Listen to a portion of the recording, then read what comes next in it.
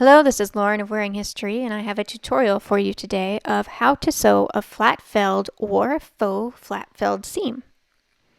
For one version, it's the vintage version, which is encased and top stitched. The other version is serged or zigzagged and then top stitched on one side.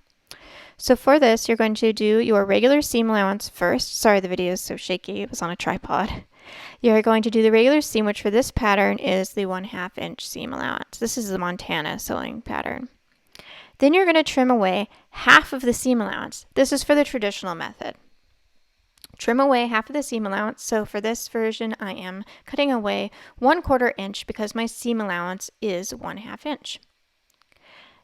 Finish watching this video in entirety so you can see what a flat-felled seam looks like when done, or just go back to the very beginning where I put the title over the top. After you've done this, you're going to press it so the longest edge of seam allowance is going to one side. You're going to fold it over the cut seam allowance, and then you're going to pin. So I pinned it actually the wrong way first, so I take it out, and then I repin it. Fold the top seam allowance around the under seam allowance, and then pin it. I make my pins go long ways when I do this because I find that it helps hold the fabric better. After you've finished pinning this, you can take it to the sewing machine. Try to keep it even all the way, so it should be about 1/4 inch from your first stitch line where the fold is. That's what it looks like on the front, and then you're going to sew it on the back. So go to your sewing machine and then top stitch about 1/4 inch, maybe just shy of 1/4 inch from your first row of stitching. Try to keep it parallel with the first seam so that it looks really good when it's done.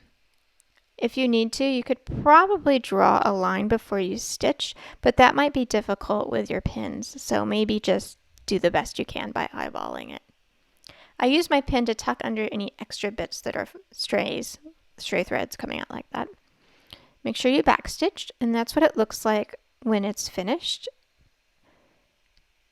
From the front side, it's in the white line here, but you can see it's about 1/4 inch. Now, for the faux version, you're going to serge it or finish it in some way. Then you're going to press it to one side. This is after you've done the original stitch, obviously.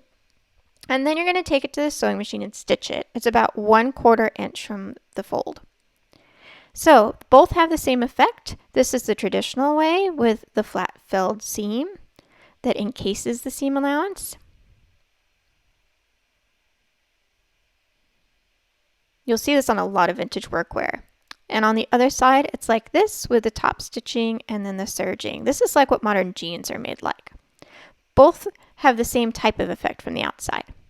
I hope this has helped you, and I hope it helps you to finish your projects. You can buy patterns from me at wearinghistory.clothing or Wearing History on Etsy.